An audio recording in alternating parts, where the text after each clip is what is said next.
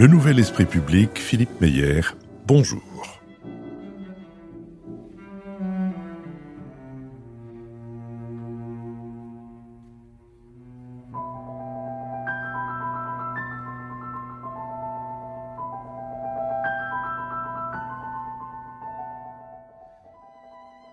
Bonjour, merci de nous avoir rejoints pour ce Nouvel Esprit Public au cours duquel nous tenterons d'éclairer certains aspects de l'actualité.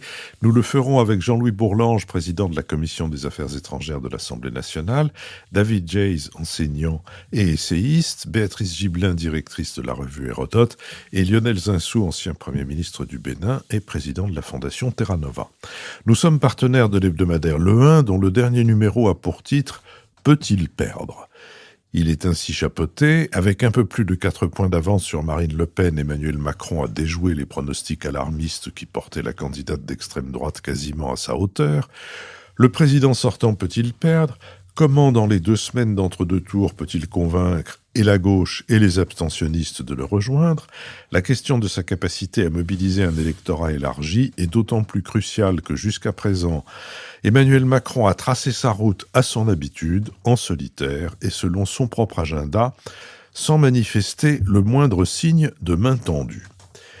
Dans le cadre de nos BADA, si c'est pour la culture, on l'a déjà donné, nous avons mis en ligne mercredi le premier de 2 entretiens avec Céline Dagnon, entretiens centrés en grande partie sur le Pass Culture, l'un des éléments majeurs du programme culturel d'Emmanuel Macron en 2017. En quoi ce pass a-t-il facilité l'accès au patrimoine des différents arts et en quoi n'y est-il pas parvenu ? Telles sont quelques-unes des questions que j'ai tenté d'explorer avec Céline Dagnon qui a participé à la mise en place de cette mesure. Notre prochaine émission en public aura lieu le 27 avril à la Fondation Jan Michalski en Suisse, non loin de Lausanne. Nos 4000 auditeurs suisses sont particulièrement les bienvenus, mais aussi ceux de la France voisine, comme il est d'usage de dire, et évidemment tout particulièrement ceux de la Franche-Comté. Je remercie Vera Hoffmann-Michalski de son hospitalité et la Fondation de nous recevoir le 27 avril. L'émission aura lieu à 19h afin de permettre à tous et à chacun, puisque c'est un jour de semaine, à tous et à chacun de venir y participer. Bien entendu, nous enregistrerons l'échange qui suivra notre conversation avec le public.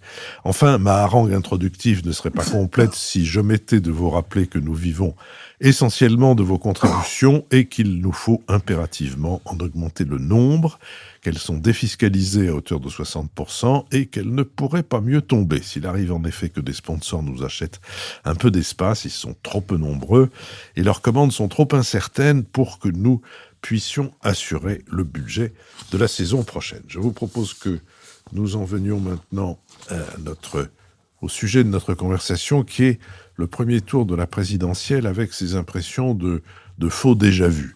Au premier tour, les 2 finalistes, Emmanuel Macron et Marine Le Pen, ainsi que le 3e, Jean-Luc Mélenchon, ont réuni les 3/4 des suffrages, balayant les forces républicaines traditionnelles de la Ve République.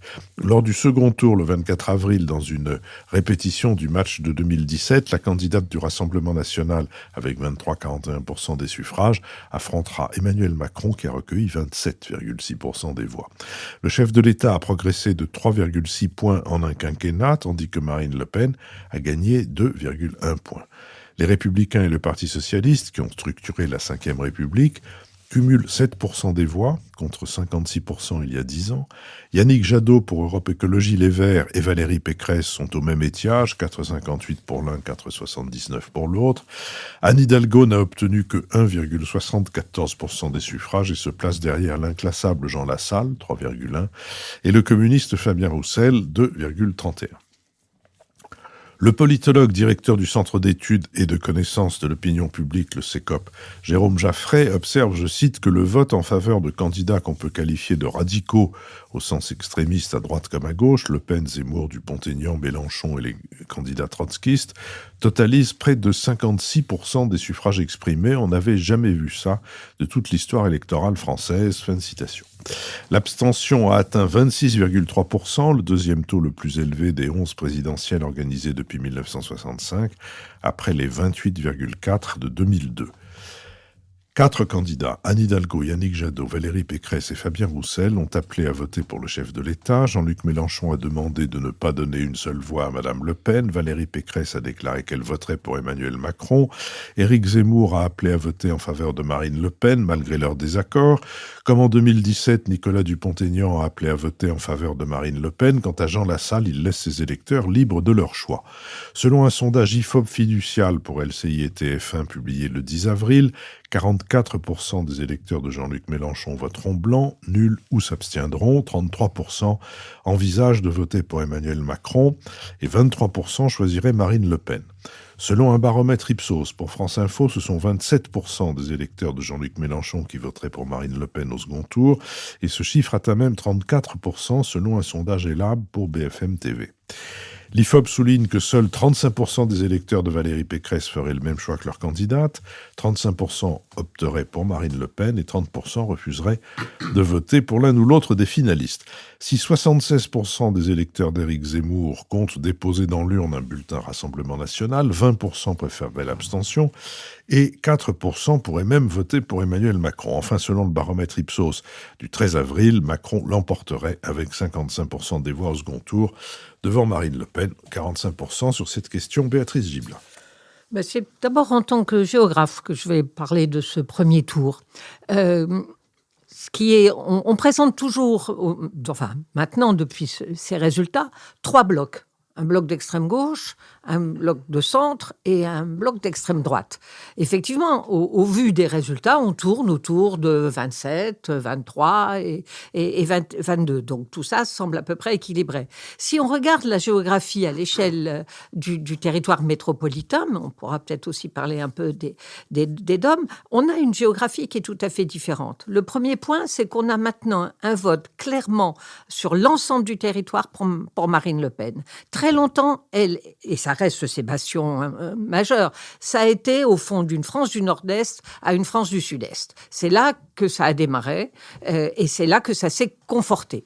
Et puis, on disait toujours l'Ouest résiste. Hervé Lebras, y voyant d'ailleurs des explications pour le moins étonnantes et irrationnelles. Mais aujourd'hui, on voit bien qu'on a un vote Marine Le Pen présent en Bretagne. Il a toujours été présent sur la vallée de la Garonne, qui s'est toujours distinguée par rapport au reste, parce que c'est là que se sont installés des pieds noirs au retour, et c'est là que Tixe-Sévignan-Court, dès 65, faisait ses meilleurs résultats. Donc on a un ancrage Front National dans cette vallée de la Garonne, qui se retrouve d'ailleurs dans le vote, on va dire, du vignoble bordelais, ce qui n'est pas le cas du vignoble de la Loire, et ce qui n'est curieusement le cas tant dans le Vaucluse et dans le Sud qu'en Champagne. C'est intéressant de regarder comment des caractéristiques socio-économiques, mais aussi culturelles, jouent différemment avec, au fond, une base économique assez similaire. Donc, 1, la nationalisation du vote de Marine Le Pen. 2, nationalisation du vote de Macron. Il est toujours plus fort sur le nord de la France que sur le sud de la France, et il est toujours beaucoup plus fort à l'ouest qu'il ne l'est à l'est. Et en fait, il a récupéré les voix de Fillon, très clairement. Quand on regarde là où Macron a eu ses gains les plus importants, c'est essentiellement les départements, la Mayenne, la Sarthe, le Maine-et-Loire, sur lesquels Fillon était très, très implanté. Donc, on voit un glissement. Mais moi, ce qui m'intéresse assez, c'est la différence entre le nord de la France et le sud de la France. On va prendre la Loire, classiquement. Et c'est vrai que Macron est moins présent. Tout est relatif, bien sûr. Il faut faire attention aux cartes parce que les valeurs, évidemment, sont à prendre en compte. Et puis, il y a le groupe, le bloc extrême-gauche, sur lequel, très majoritairement, bien sûr, c'est Mélenchon. Et là, on a une géographie qui est tout à fait différente. On n'a pas du tout un vote national, on a un vote très localisé. C'est la banlieue rouge. D'une certaine façon, il a reconstitué la banlieue rouge. Même si, on a dit, les jeunes sont allés voter pour Mélenchon, il y a quand même 41% d'abstention chez les jeunes en Seine-Saint-Denis, donc on va être un peu prudent, mais il est très présent là, et au-delà de ses qualités de campagne, il est très présent, pas du tout sur le littoral méditerranéen, mais dans l'arrière-pays, méditerranéen, on va le trouver dans les Cévennes, on va le trouver dans l'Ardèche, on va le trouver un peu dans l'Aveyron, on va le trouver dans la Drôme. Là, on va avoir un vote qui va surgir.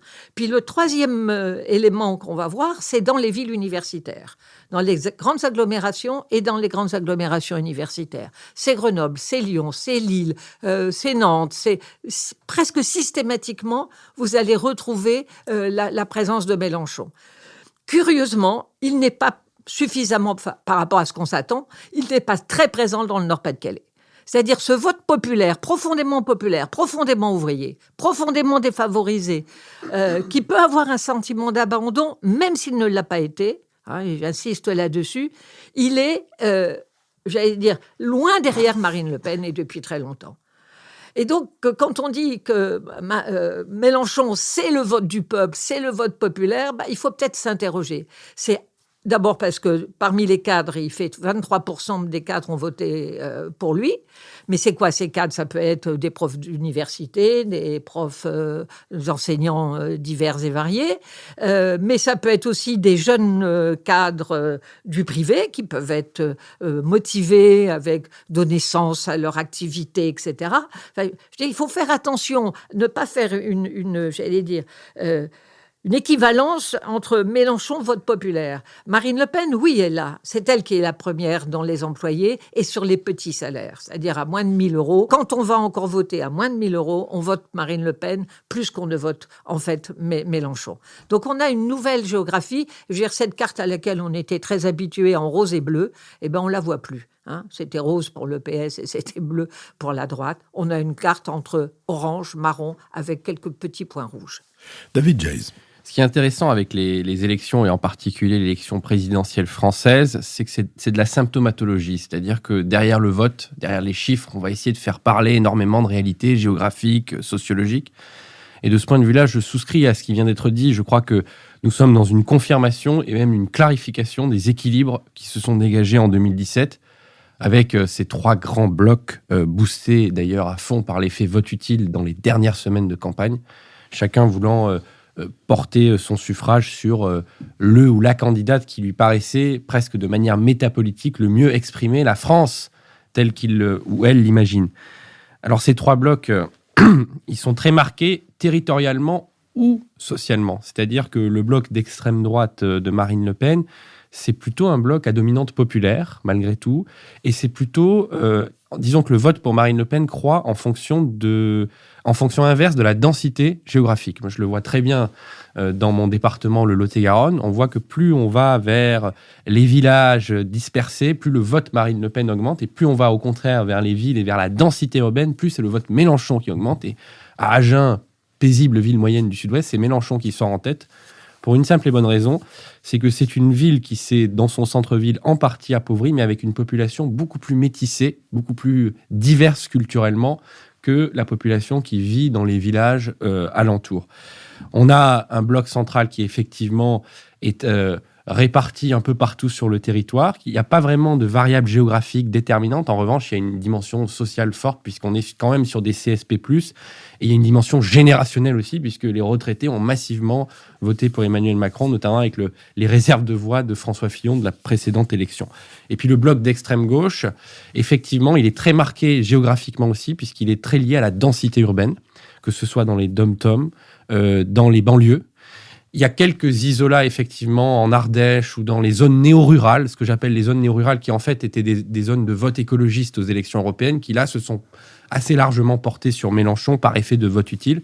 Mais c'est quand même un vote qui est assez marqué territorialement, moins socialement en réalité, puisque Mélenchon a réalisé une coalition électorale assez hétéroclite, avec à la fois un peu de classes populaires, des classes moyennes, et puis même des CSP, des classes moyennes supérieures, on va dire, plutôt à dimension intellectuelle, notamment dans les grandes métropoles.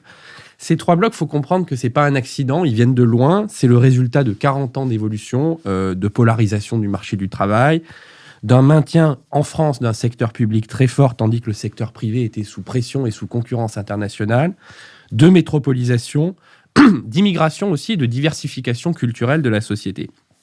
Et on arrive à un résultat qu'on constate partout dans les sociétés occidentales, qui a été très bien décrit par un politiste qui s'appelle Pierre Martin, c'est à la fois l'émiettement, c'est-à-dire qu'au lieu d'avoir deux grands partis, un social-démocrate et un conservateur, on a plusieurs forces qui oscillent entre 5 et 20% des voix, et de polarisation. Sauf que là où on a un problème en France, c'est qu'on a et l'émiettement et la polarisation, alors que Pierre Martin nous dit, normalement, c'est soit l'un, soit l'autre. C'est-à-dire qu'aux États-Unis, on a la polarisation parce qu'on a un système institutionnel qui continue d'opposer deux grands blocs. En Allemagne, on a plutôt de l'émiettement parce qu'on a un système institutionnel qui amortit en quelque sorte la polarisation par la culture de compromis et la culture de contrat.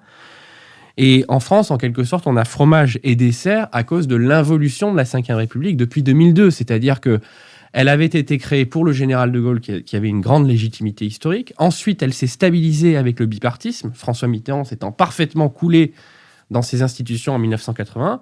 Mais en réalité, depuis 2002, depuis 2005, c'est-à-dire depuis 20 ans, nous avons un émiettement et une polarisation de la vie politique française qui n'est plus compatible avec ces institutions, en particulier depuis la réforme du quinquennat et l'inversion du calendrier. Et là, je vais peut-être faire plaisir à Jean-Louis, mais je pense que la proportionnelle était vraiment indispensable, même s'il faut bien réfléchir sur la formule, parce qu'on a vite fait de faire des conneries, pardonnez-moi l'expression, avec la proportionnelle. Mais c'est un mode de scrutin absolument indispensable. Moi, j'avais plaidé à l'automne pour le retour du septennat et pour une dose forte de proportionnelle dont il faut trouver la bonne formule chimique. Je pense que c'est absolument nécessaire parce que vous voyez bien que si on a un candidat, Emmanuel Macron, qui choisit de rester sur son programme sans tendre la main aux électeurs de Jean-Luc Mélenchon, il aura beaucoup de mal à gouverner. Donc il faut qu'on aille vers un système où on peut au moins matérialiser dans les institutions des formes d'accords, de tractations. Sinon, le pays risque, pour les prochaines années, de devenir ingouvernable. Lionel Zinsou. Oui, non, moi je suis fasciné par les commentaires de notre ami et collègue géographe, parce que je trouve que c'est effectivement parmi les changements les plus intéressants. Et c'est donc quand même une tripartition un petit peu complexe à retrouver dans les paysages. Moi, je trouve que c'est très frappant. Cela étant, j'ai trois impressions que je ne retrouve dans aucun commentaire, mais je vais quand même les faire maintenant. Premièrement, je suis frappé par le fait que la gauche n'est absolument pas à l'étiage. Tout à fait vigoureuse. Ça a été un cliché pendant des années de dire la gauche n'est plus là sous prétexte que le Parti socialiste a des problèmes. On dit la gauche est à l'étiage, la France n'a jamais été autant à droite. Moi, il me semble que la gauche est forte. Deuxième point qui me frappe, c'est qu'il n'y a pas de montée des extrêmes. Non, je vais commenter un petit peu ça, parce que c'est aussi le cliché, c'est incroyable, comme tout se radicalise. Je ne crois pas du tout. Et troisième point, je trouve que c'est une assez bonne campagne, assez efficace, et tout le monde a l'air de trouver que c'est une très mauvaise campagne. Alors, donc je vais juste faire entendre ma dissidence, si vous voulez bien. La gauche, quand même, il y a un point aveugle, c'est-à-dire qu'on refuse de regarder le fait qu'une partie significative des sociodémocrates sont dans l'électorat d'Emmanuel Macron. Je veux dire, en 2017, ils étaient probablement une courte majorité des électeurs, et dès le premier tour. Et là, c'est tout à fait la même chose. C'est-à-dire que, évidemment, si on retranche de la gauche les hommes de gauche qui sont au gouvernement, dans La République En Marche et dans les électeurs, évidemment, effectivement, à ce moment-là, on ampute la gauche de quelque chose comme 13-14 points du corps électoral. Mais si vous voulez, on fait comme si le ministre le plus populaire parmi les jeunes ministres, ce n'était pas Monsieur Olivier Véran, député socialiste tout à fait assumé. On fait comme s'il n'y avait pas de Le Drian, de Richard Ferrand, de Castaner. On fait comme si Monsieur Gabriel Attal n'était pas au cabinet de Marisol Touraine avant de gagner le gouvernement, enfin d'abord le Parlement et le gouvernement. On fait comme si ce n'était pas un jeune ministre extrêmement populaire. On fait comme si M. Olivier Dussopt, qui est moins connu, mais qui est le patron du courant de gauche, territoire de progrès, et qui est par ailleurs extrêmement estimé pour ses qualités de ministre du budget, de ministre des comptes publics, comme s'il n'existait pas. Enfin, tous ces gens-là sont des composantes très très importantes. Donc quand on voit Marisol Touraine aujourd'hui dans le comité de coordination de la campagne de deuxième tour du président de la République, c'est une bonne nouvelle qu'elle rejoigne les membres de son cabinet qui l'y avaient précédé, si vous voulez. Donc il y a ce point aveugle, c'est-à-dire, et en 2017 et en 2022... Je suis pas sûr que ce soit une bonne nouvelle pour la majorité. Moi, je laisse parler quelqu'un de la majorité qui va s'expliquer là-dessus. Mais il se trouve que c'était la responsable des questions sociales, puis des questions de travail, puis des questions de santé du Parti socialiste. Il se trouve que c'est la ministre qui attache son nom au tiers payant, qui est un des progrès importants en matière d'égalité. En tant qu'électeur qui me classerait plutôt dans cette gauche très vigoureuse d'aujourd'hui, je suis ravi de retrouver Marisol Touraine. Et cela, malgré le fait qu'elle a été mon étudiante et que j'ai eu l'immense plaisir de la préparer à l'agrégation qu'elle a brillamment réussi de sciences économiques et sociales. Donc, je lui trouve énormément de talent. Mais, donc, nous divergeons légèrement sur ce point. Bon, donc la gauche, évidemment... Le cas de Marisol Touraine serait examiné légèrement plus tard. Non, mais je veux dire, à force de ne pas regarder... Bon, après, on peut penser que M. Manuel Valls, au premier rang dans l'aréna du grand meeting, n'est pas un responsable. Ce que je veux dire simplement, c'est que le corps médical n'est certainement pas, n'a pas salué avec enthousiasme le fait qu'elle s'est ralliée à Macron. C'est vrai, mais il y a plus de passion. Je ne porte pas de jugement sur les qualités personnelles de Madame Touraine. Je posais simplement la question de savoir ce qu'elle a porté ou fils ne de médecin, portait pas. très fier d'être fils de médecin, mais il y a quand même beaucoup plus de passion. Et le tiers payant, c'est assez important pour les patients. Enfin bon, donc grosso modo, vous prenez le score de M. Mélenchon, vous prenez les scores divers de M. Jadot, de Mme Hidalgo, des candidats trotskistes, vous êtes bien obligé d'arriver à quelque chose comme 45% du corps électoral qui s'est exprimé au premier tour, si vous y comptez la moitié des électeurs de M. Macron, quelque chose comme 13 ou 14%. Or, c'est tout à fait repéré dans les sondages. Et donc, la gauche est en voie de reconstruction très intéressante, et c'est tout à fait raisonnable que de nombreuses personnes se positionnent pour la préparation d'abord aux législatives, peut-être, mais en fait beaucoup plus probablement en 2022, sur la reconstruction d'une force qui n'a pas changé. C'est-à-dire que les électeurs se classent toujours de façon très spontanée entre gauche et droite. Deuxième point, il n'y a pas de croissance des extrêmes. Est-ce que vraiment les gens pensent que dans le vote de M. Mélenchon, il y a que des indignés, que des insoumis?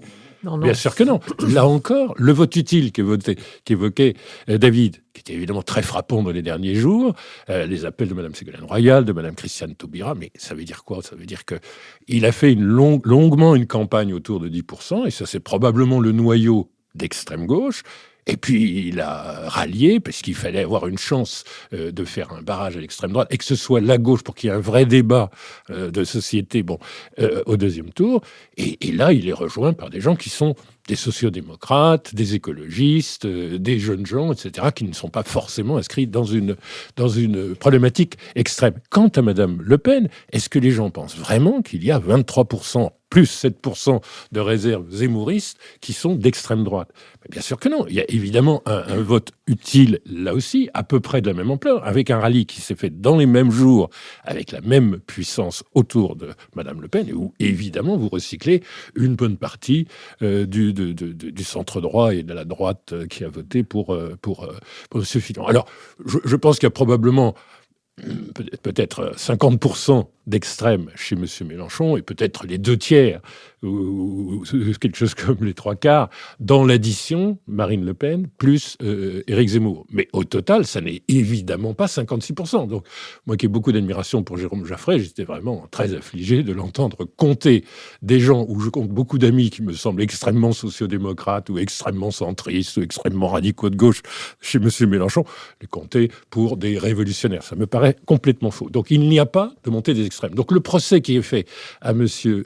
Macron d'avoir facilité le développement de l'extrême droite est un faux procès. Il se trouve que, manifestement, le vote utile pour les gens de la droite républicaine était de rejoindre Mme Marine Le Pen, qui, par ailleurs, est extrêmement recentrée. Et qui vous le remarquerez, parle sans arrêt des nationaux qu'elle oppose aux internationalistes et qui n'a pas complètement tort en faisant ça, parce qu'elle représente une droite qui est beaucoup moins extrême qu'elle ne le fut. Elle n'est plus du tout dans les références maurassiennes, je rejette l'héritage de la Déclaration des droits de l'homme, de la Révolution française. Elle n'est pas du tout dans la complaisance pour la collaboration. Elle n'est pas du tout dans l'antisémitisme. Personne ne comprendrait qu'elle dise que oui, tout compte fait, son père avait raison, qu'Auschwitz c'était un détail. C'est inimaginable. Elle est vraiment extrêmement éloignée des références de ce qu'a été... Oui, mais Poutine, c'est pas tout à fait, c'est pas d'une façon aussi claire que la référence à l'apologie du nazisme et de la collaboration et du révisionnisme sur la Shoah. C'est quand même c'est d'un autre ordre. Et puis dernier point, moi je trouve que c'est une assez bonne campagne parce que au cours de la campagne de premier tour, qui paraissait à tout le monde minimaliste, mais ça permettait aussi de jauger un petit peu les personnalités. Manifestement, on n'écoutait pas les programmes. Et à ce moment-là, on prenait quand même la mesure de quelque chose qui est frappant, c'est que Mme Le Pen a complètement changé en 5 ans. Quand vous regardez les sondages qui disent que 63% des Français la trouvent sympathique, et ils sont plus nombreux que ceux qui trouvent M. Macron sympathique, qu'elle est plus proche, c'est 63% de proximité avec les Français, et 53% de gens qui la considèrent comme sympathique, et 50% qui la considèrent comme ayant la carrure d'être présidentielle et présidente. Et ça, c'est des progrès qui vont de 10 à 20 points par rapport à la position qu'elle tenait. Et ça, au fond, cette campagne assez bien faite, c'était quand même intéressant à voir. Et maintenant, on accède au programme, parce que la campagne de deuxième tour, c'est quand même très important. D'ailleurs, ça suffit, une campagne de 3-4 semaines, mais manifestement, pendant ces 2 semaines, on va directement au programme. Et là, effectivement, il y a des masques qui tombent. Et ce qui est très intéressant, c'est qu'on s'aperçoit que tout compte fait, en dehors d'aimer les chats et d'être sympathique à tout le monde, la majorité des Français, Madame Le Pen est en fait dans la violation de la Constitution, dans l'irrespect de la règle de droit, dans le prosélytisme pour la démocratie libérale, très solidaire de la Hongrie et de la Pologne, qui sont un peu la honte de l'Europe, et sanctionnée comme telle. Et on s'aperçoit que, en termes d'inégalité, de restriction des droits des étrangers, il y a un programme presque aussi vigoureux que celui de M. Zemmour. On ne parle pas d'1 million d'expulsés, mais enfin, quand on fait les comptes, ça va quand même se mesurer en centaines de milliers. Et donc, les masques tombent, donc on accède au programme, donc, en fait, la campagne sert à quelque chose. Jean-Louis Bourlanges. Oui, ce qui est bien avec la pensée paradoxale comme celle d'Éric, c'est que ça lui permet d'atteindre... Éric Zemmour ? Non, pas.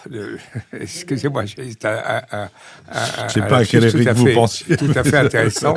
Mais la pensée paradoxale chez Lionel, c'est qu'elle rencontre la vérité, mais d'une façon parfois un peu inattendue et au milieu de choses qui sont un peu contestables. Mais donc, je ne vais pas reprendre, parce que je trouve votre analyse est absolument brillante, mais de temps en temps, un petit peu funambulesque. Vous êtes vraiment sur le fil, et ça, c'est la dialectique normalienne à toute épreuve que je vois en train de fonctionner. Moi, je voudrais reprendre un peu partir des analyses de Béatrice sur la géographie. Béatrice est géographe. Moi, je suis littéraire, mais un peu historien. Alors, chacun sait que l'histoire, c'est ce qui fout le bordel dans la géographie. Je crois qu'il s'est passé effectivement quelque chose de très important sur le plan géographique. C'est quand même l'effondrement de quelque chose que nous connaissions à partir de toutes les analyses qui avaient été faites, notamment par Timothy Taquet, par le chanoine Boulard, sur le partage droite-gauche. C'était la domination de la culture catholique. La fracture, Timothy Taquet avait montré que c'était la carte du serment constitutionnel demandé aux prêtres qui déterminait le passage droite-gauche et le passage européen et jacobin.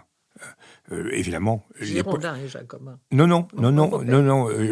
J'ai dit quoi ? Européen. Oui, européen. Parce que ce que montre Taquet, c'est que, en réalité, le choix du clergé réfractaire, c'est un choix ultramontain. C'est le choix de la fidélité à Rome par rapport à la fidélité à Paris. C'est comme ça. Et on retrouve bien toutes les catégories les plus européennes, notamment à l'ouest. Et donc, ça crée un clivage. Et par rapport à ça, le clivage, le Front National, ne se situait pas dans une carte de droite traditionnelle. C'était une excroissance de la tradition républicaine, avec refus des élites, etc. Et exactement comme le Parti communiste.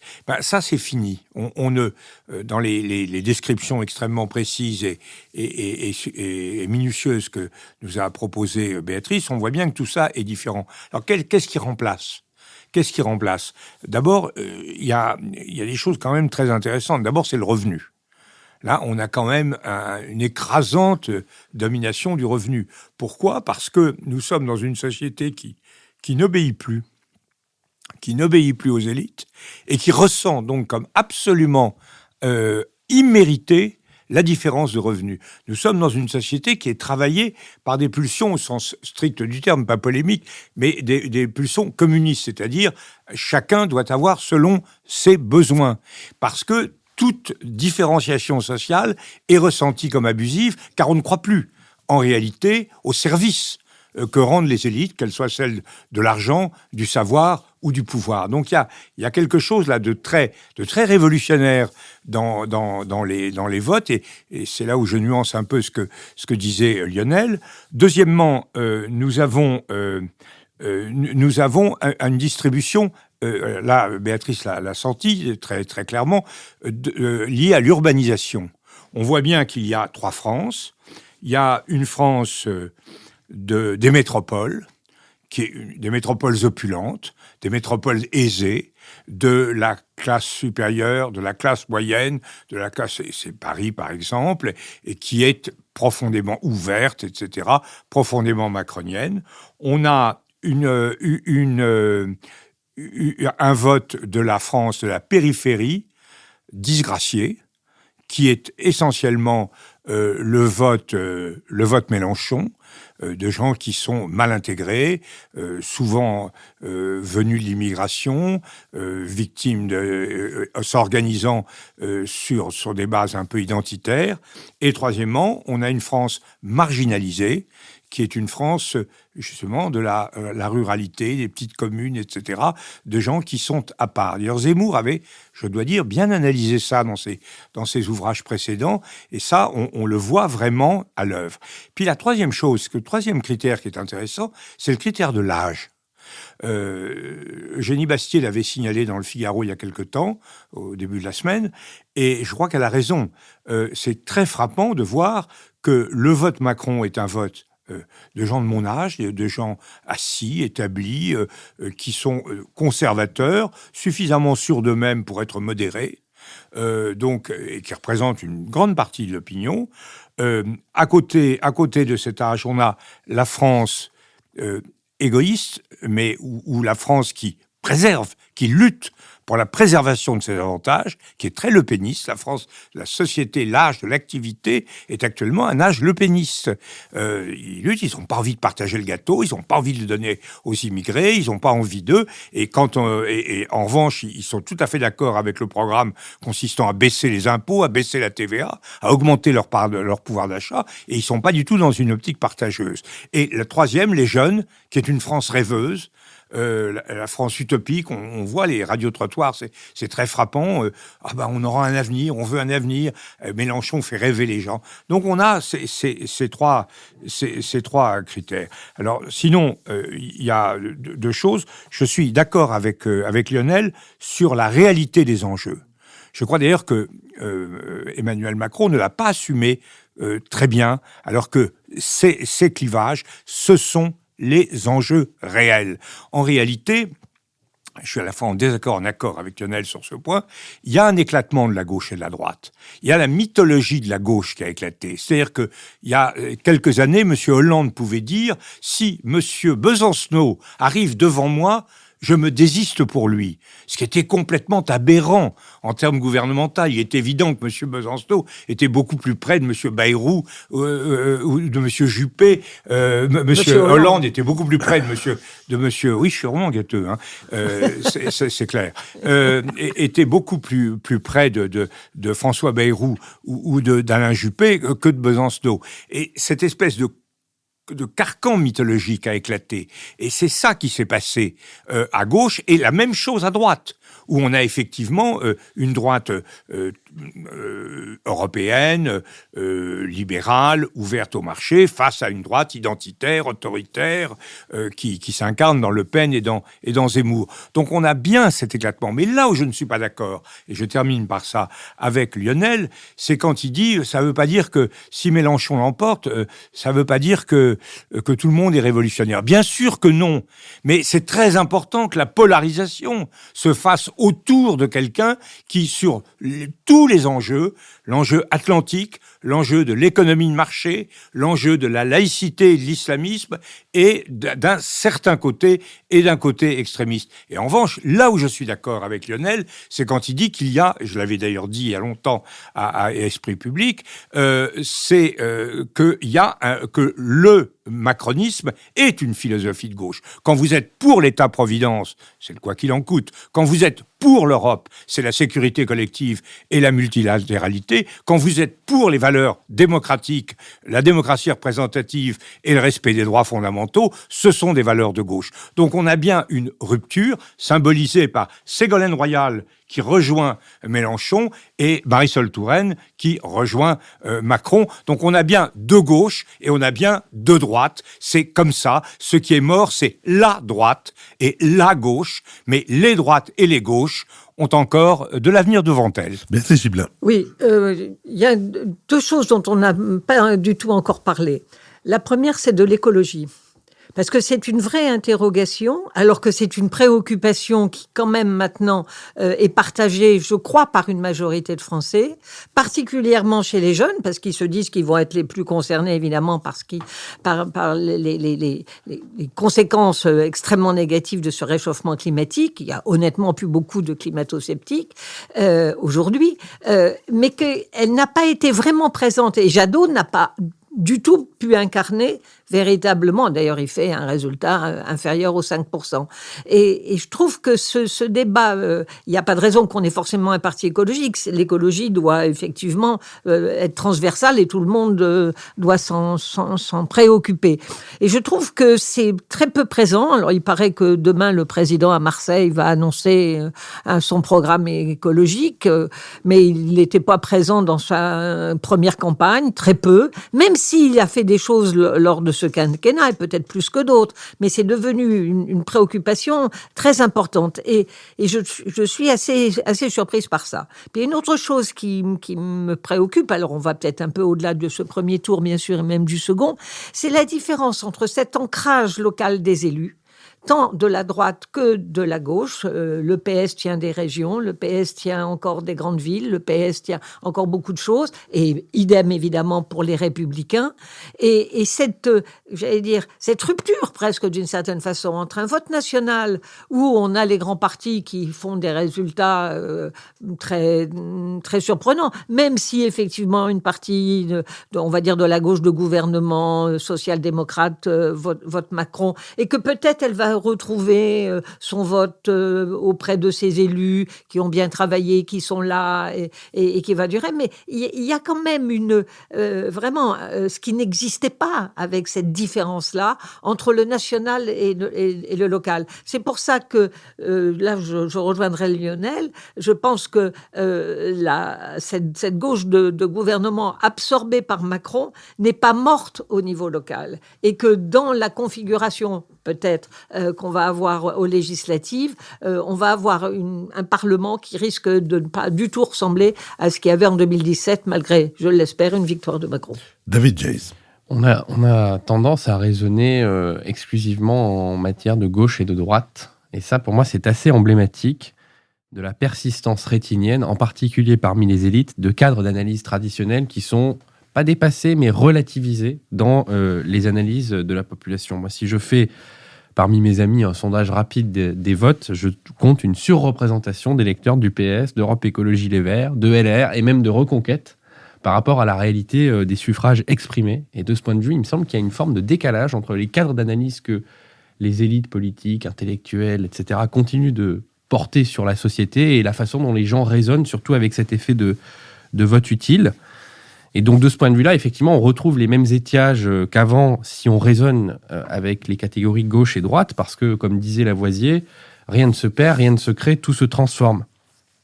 Et il me semble d'ailleurs que le décalage entre le national et le local s'explique par cette persistance rétinienne ou cet effet d'hystérèse au niveau local, parce qu'en réalité, c'est beaucoup plus compliqué d'être candidat à des élections locales que d'être candidat à des élections nationales, parce qu'il faut faire des listes avec des dizaines de personnes, il faut des ressources symboliques, financières, qui sont au fond offertes par les partis. Or, au Les niveau élections national, locales, c'est très simple, il faut déjà être élu avant. aujourd'hui, Il faut être sortant. c'est intéressant ce que vous dites, Jean-Louis, parce que en fait, il va être de plus en plus difficile de gagner des élections locales si on n'est pas sortant. Très exactement pour les raisons qu'on est en train d'indiquer. C'est-à-dire que ça nécessite tellement de capital et aujourd'hui, les mouvements gazeux qui structurent la vie politique nationale n'ont pas fait le choix, en tout cas, de cette implantation. Je voudrais dire une dernière chose sur les pulsions communistes. Moi, je ne suis pas du tout d'accord avec cette idée qu'il y aurait une pulsion communiste généralisée dans la société. Parce que dans le communisme, il y a quand même une vision holistique de la réalité sociale. Tandis que la demande d'égalité aujourd'hui, telle qu'elle se formule, c'est très net chez les électeurs de Marine Le Pen. Ça l'est en partie chez ceux de Jean-Luc Mélenchon, même si ça l'est moins. Ça se formule surtout en termes individuels. C'est pas des politiques structurelles. C'est pas la médiation des services publics.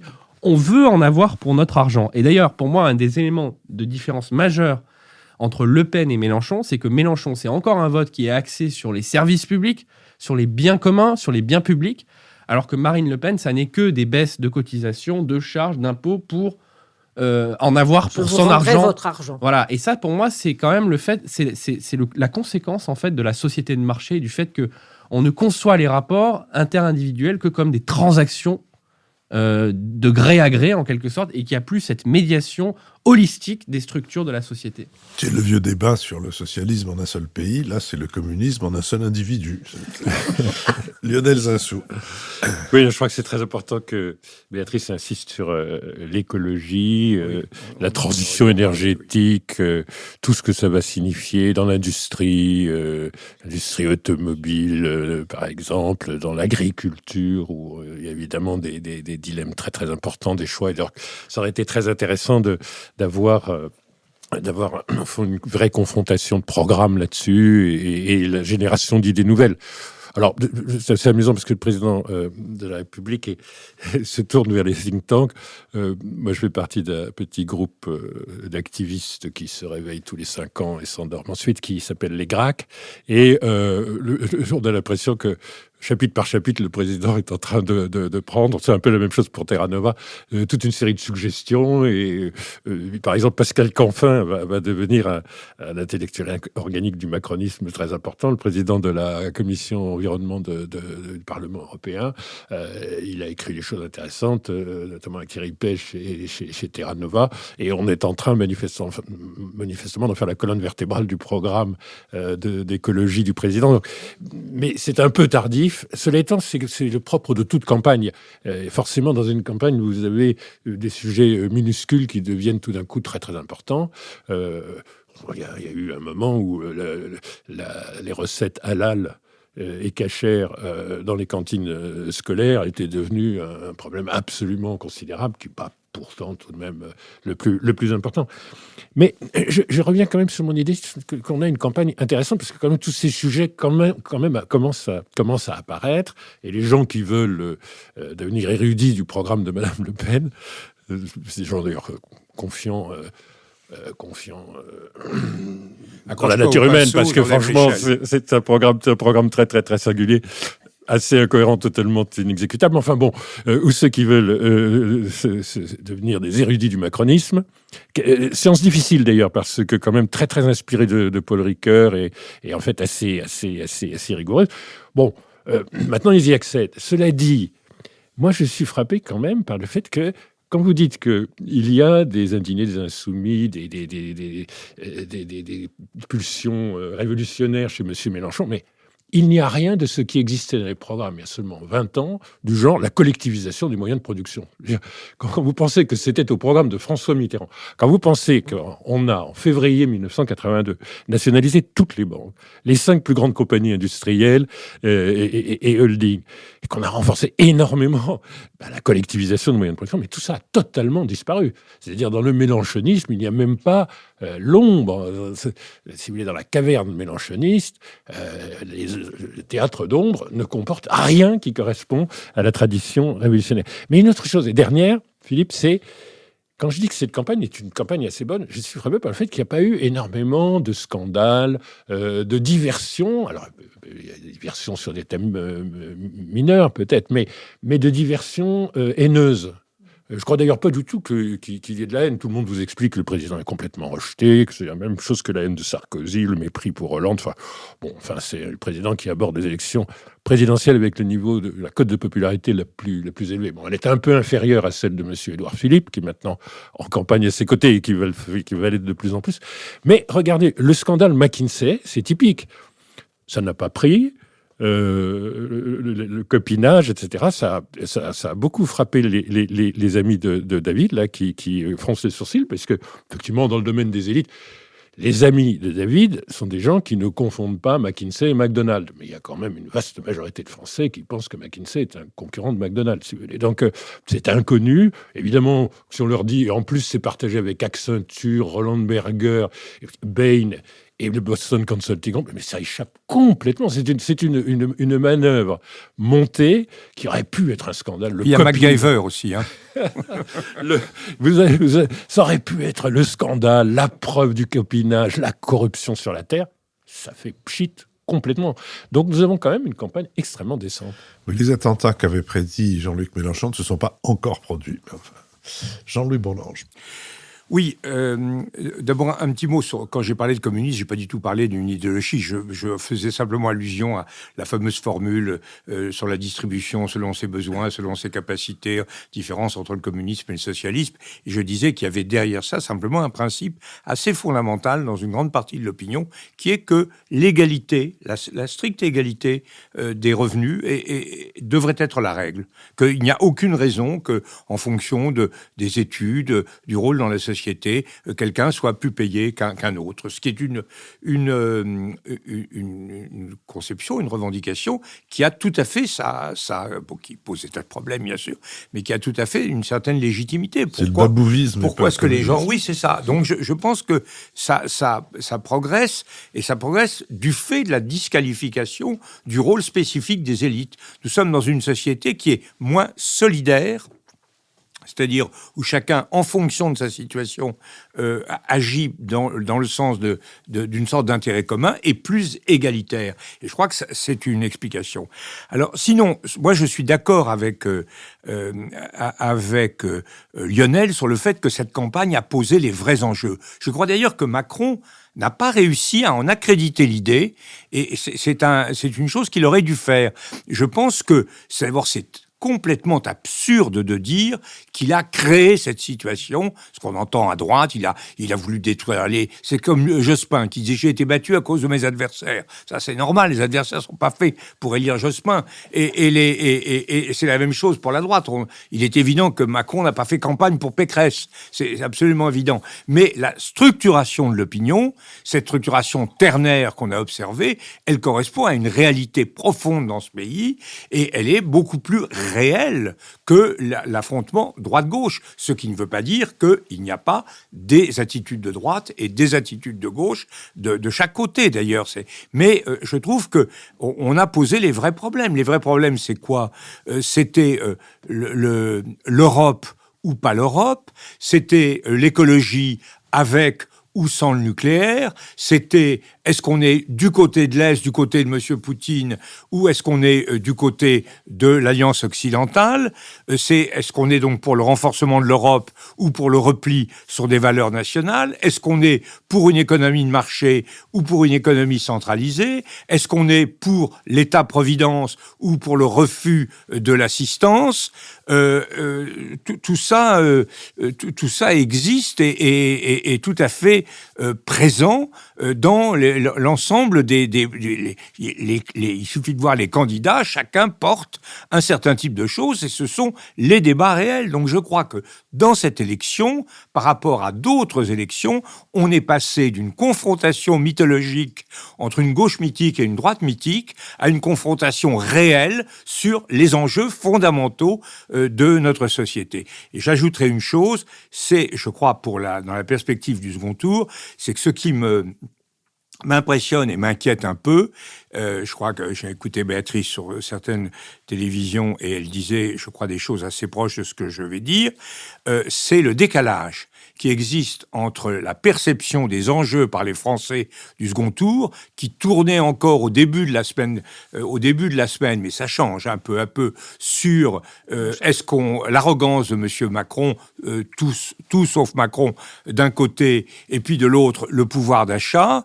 Et il y avait une déconnexion totale des grands enjeux géopolitiques. Les Français sont à 80% favorables à l'Ukraine, solidaires de l'Ukraine, et ils s'apprêtaient à voter à près de 50% pour une candidate qui est de l'autre côté de la force. On peut dire tout ce que l'on veut de Mme Marine Le Pen, elle est de l'autre côté de la force. Elle est pour le relâchement des solidarités européennes, pour le relâchement des solidarités atlantiques, elle est pour le fait de ménager M. Poutine, elle est sur une ligne de non-solidarité réelle à l'égard de l'Ukraine, elle est, et je crois qu'il faut bien avoir conscience du fait que le véritable et le principal enjeu de cette élection, ce ne sont pas les enjeux de politique intérieure, démocratique ou économique, on fera des bêtises, on n'en fera pas, on a l'habitude, mais le véritable enjeu est un enjeu géopolitique. Nous sommes dans une confrontation géopolitique de première grandeur avec un adversaire qui s'est révélé absolument atroce,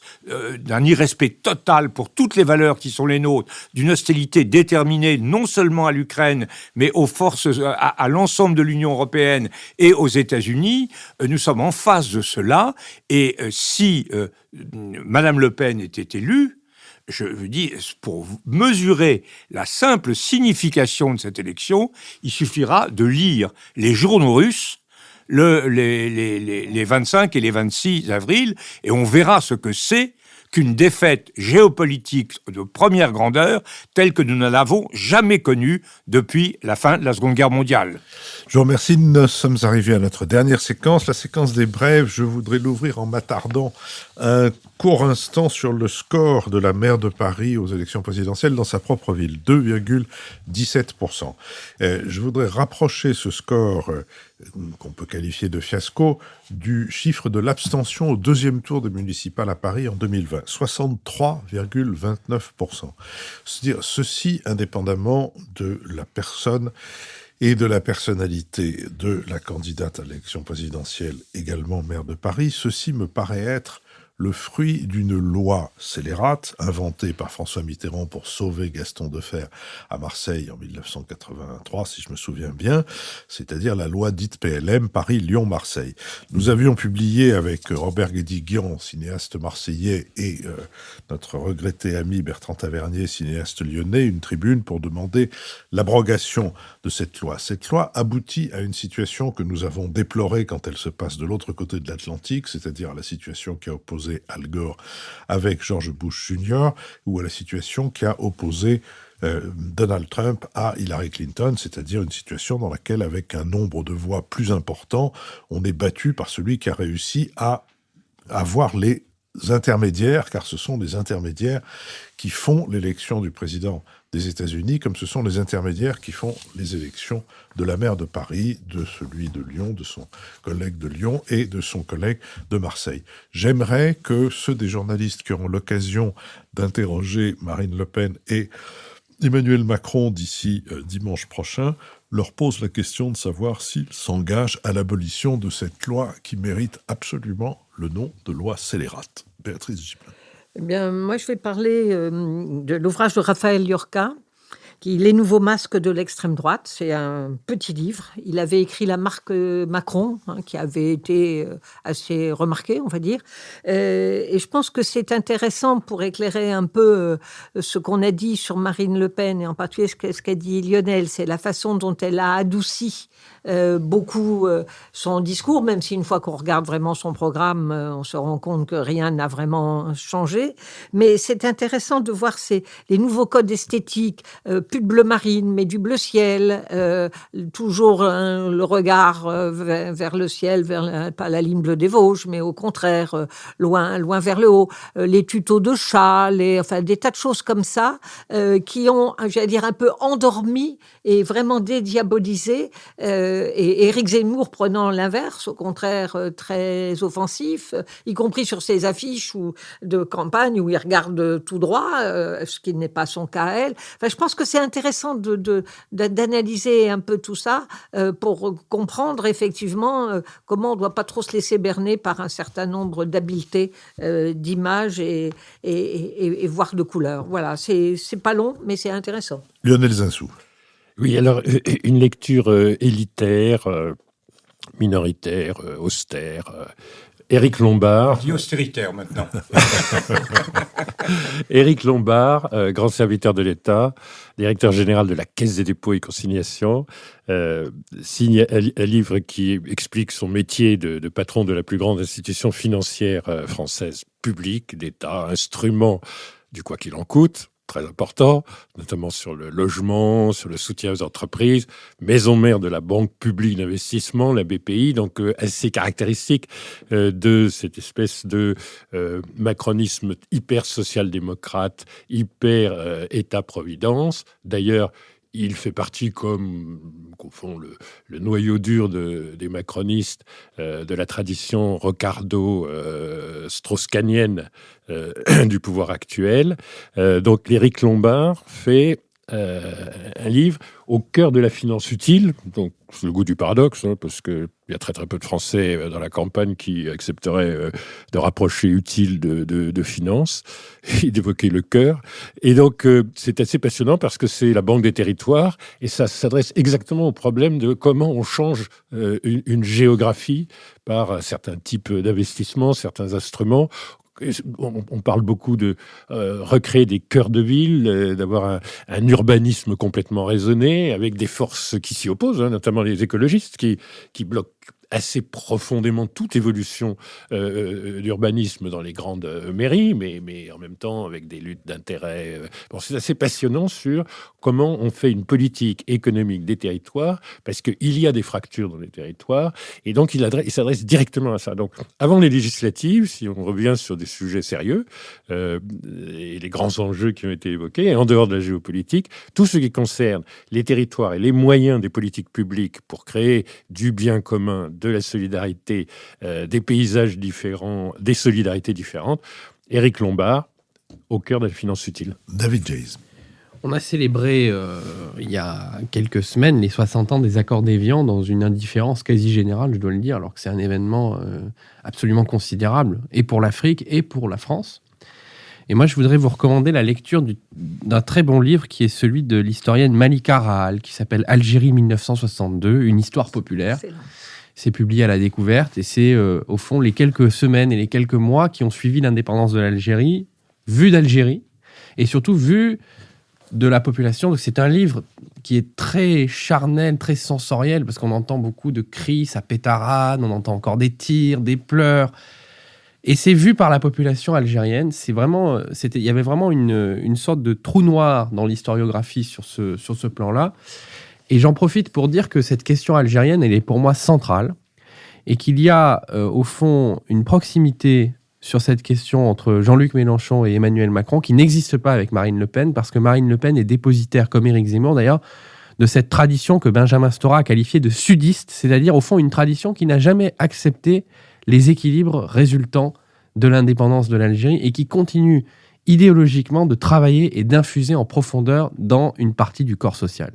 Lionel. Je voudrais juste m'associer à ce que vient de dire David, parce que dans la conférence de presse de Vernon, Marine Le Pen a beaucoup parlé d'Algérie, en expliquant que, naturellement, c'est parce que c'est un contingent très important de la population d'origine étrangère en France, et insistant sur le fait qu'il faudrait beaucoup expulser, notamment les gens qui avaient des problèmes avec la justice, etc. Et puis elle a ajouté 2 mots. Donc ceux qui, au fond, n'aiment pas la France et qui sont éventuellement fichés, etc. Et pas que. C'est-à-dire avec une liberté totale de dire, oui, bon, on va expulser des délinquants, mais pas que des délinquants, en fait. On va expulser qui on veut. Et c'était en référence permanente à l'Algérie. Donc elle a célébré cet anniversaire, manifestement qui pourrait être tragique, d'une façon incroyable, en disant « Le record des discriminations que je vous propose, ça va être les Algériens en France. » Ou les binationaux. Jean-Louis Bourlanges. Oui, moi, je n'ai pas préparé de brève, donc je vais rebondir sur vos deux brèves précédentes. D'abord, sur celle-ci, je crois effectivement, quand on regarde bien l'histoire des relations franco-algériennes, à quel point le vote de la loi sur les aspects d'un amendement, sur les aspects positifs de la colonisation en Algérie, a été à l'origine d'une rupture extrêmement profonde, culturelle, politique, morale, entre la population d'Algérie et l'État français. Je crois que là, il y avait, c'est pas bien sûr qu'il y a des aspects positifs à la décolonisation, à la colonisation, c'est évident, mais le fait d'introduire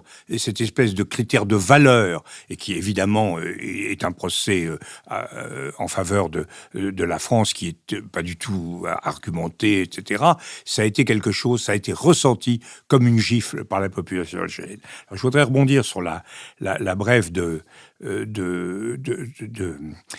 Philippe, d'abord pour dire que il y a eu sur les réseaux sociaux des corrélations intéressantes qui ont été établies, notamment entre le nombre d'électeurs qui se sont portés sur le nom d'Hidalgo à Paris lors du premier tour de la présidentielle et le nombre de cyclistes fréquentant la rue de Rivoli. Et vous voyez que dans les deux cas, ces chiffres étaient plus que modestes. Deuxièmement, pour nuancer quand même l'influence de la loi, je suis tout à fait d'accord avec ce qu'a dit Philippe, rappelons quand même que le candidat de La République En Marche n'avait pas, dans la campagne électorale, montré la partie la plus présentable de lui-même aux électeurs. Mais le premier candidat. Je voudrais revenir sur pourquoi nous n'avons pas changé, pourquoi la majorité n'a pas changé cette loi inique, la loi dite PLM, que Philippe a fustigée.